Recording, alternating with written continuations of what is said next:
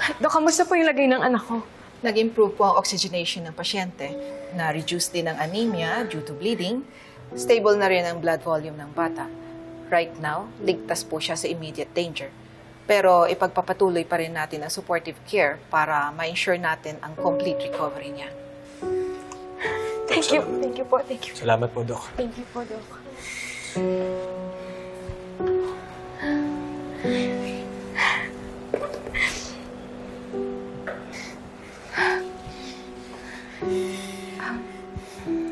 Kenneth, Shane, kanina habang naghihintay tayo sa doktor, nagkaroon ako ng pagkakataon na mapag-isipan yung sitwasyon natin. Nakapag-decide na ako na hindi ko na itutuloy yung kaso. Attorney, gusto ko sana mag-submit ng motion to withdraw. Babawiin ko na yung sinampa kong petition for custody of minor. Nakita ko kasi kung gaano mag-alala sila Kenneth and Shane.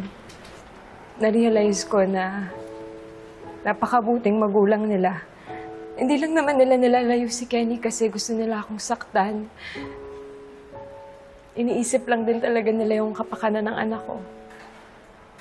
Gusto lang nila na lumaki siya na safe. Malayo sa gulo ng mundo ko. Kaya alang-alang sa bata, hindi ko naguguluhin yung pamilya niyo.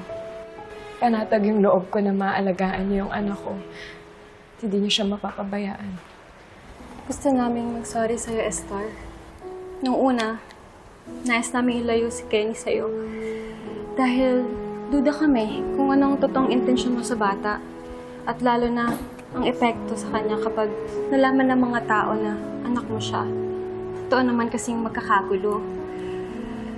Pero kanina, nang hindi ka nagdalawang isip na isip ang buhay niya, na-realize namin na gaano mo talaga siya kamahal. Nagkamali kami, nahinusgahan ka namin agad. Kaya sana mapatawad mo kami. At nag-usap na rin kami ni Shane. Nagkasundo kami na papayagan ka na namin dalawin si Kenny kahit kailan gusto. Yun lang naman yung gusto ko. Gusto ko lang maging parte ng buhay ng anak ko. Hayaan mo, Esther. Balang araw, kapag nasa husang edad na si Kenny at ready na siya, ipapaalam namin sa kanya ang totoo.